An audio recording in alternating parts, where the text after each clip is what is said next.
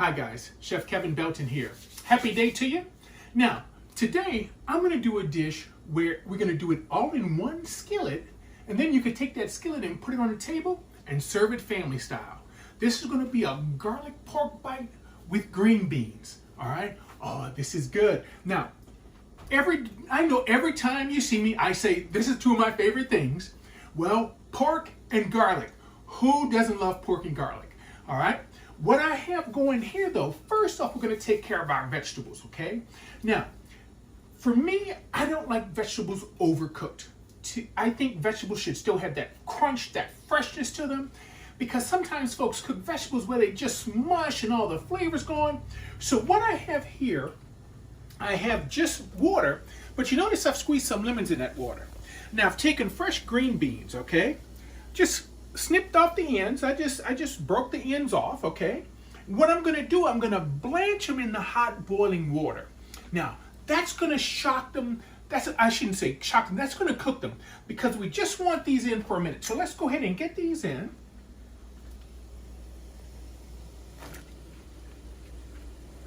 And remember, vegetables don't take long to cook. Now, you hear a lot of times when folks cook vegetables, you hear about shocking them.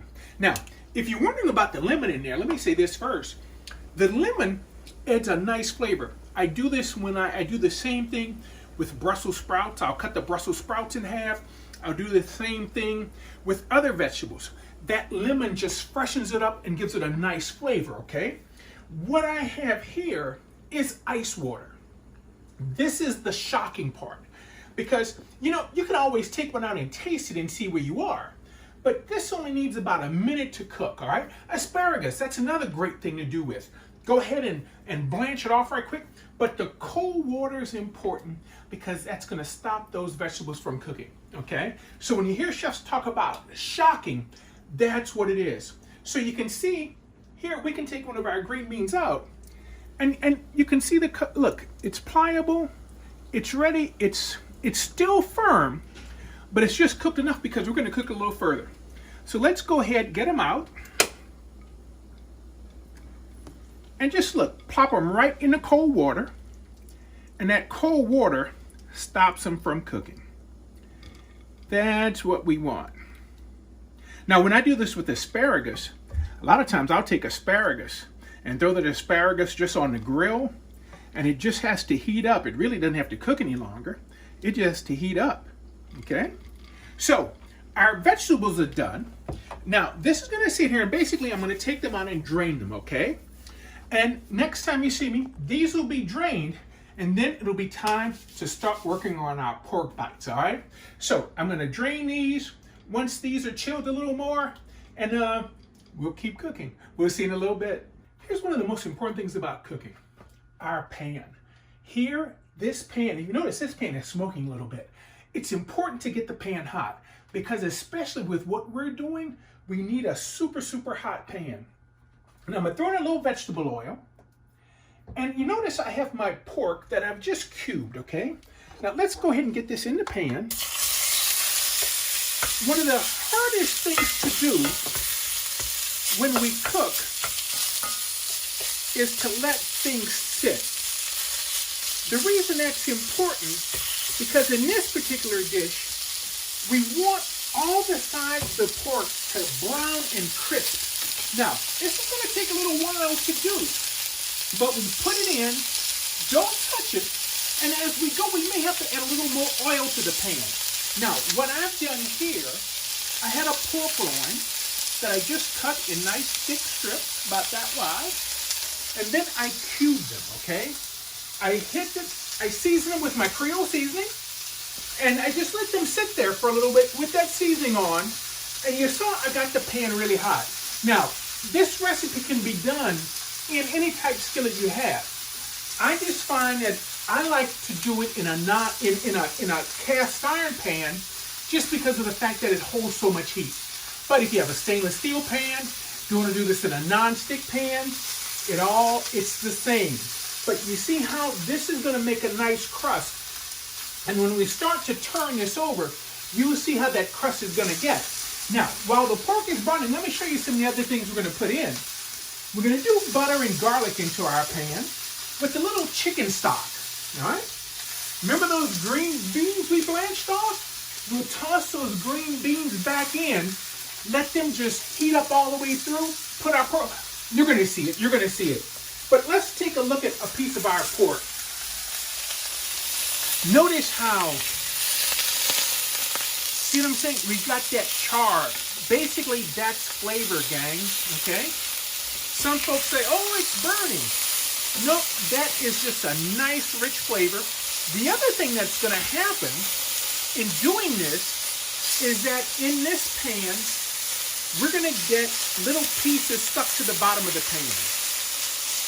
All right, and that's all right because when we go in with the chicken stock and we're going with some lemon juice, that's going to help get that bottom cleaned up. We're going to get those little bits of goodness off the bottom.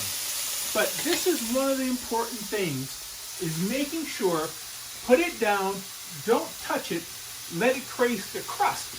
And you know, anytime we cook almost anything, whether we're doing a piece of fish or a piece of chicken, we have a habit, if we're doing two pieces, we may put one down and then we realize, oh, I needed to push it over so I could get the other one in.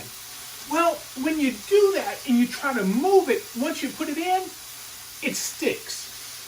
When you place food in a pan, if you let it sit, it'll create a crust, and then it's easy to come off and move it. So make sure when you're putting in 2 pieces of fish or 2 pieces of chicken, anything in a pan, place them where you'll have enough room so you can let them sit there and not touch them, okay? So I'm going to go ahead, brown these off, let them get nice and golden, and next time you see me, these will have been done, and I'll show you how we're going to finish this dish off. Look at our pork, all nice and crispy. Now, our pan is still hot, so into the pan, let's go in with some butter.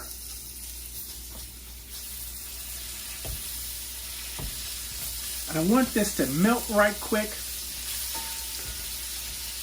And while this butter is melting, I'm going to go in with about, now, you can do 4 cloves of garlic, but I love garlic. So that's about 8 cloves right there that are just minced. Now, lemon juice. The lemon juice is going to help deglaze the bottom of this pan.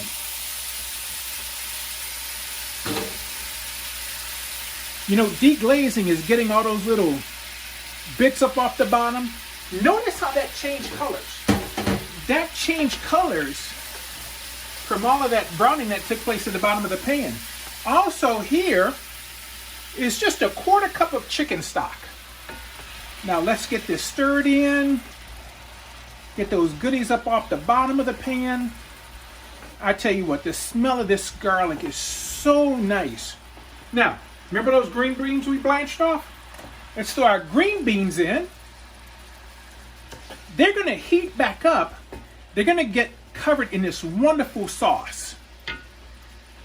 Now, the green beans only need basically a couple of minutes. Remember, we blanched them in the hot water.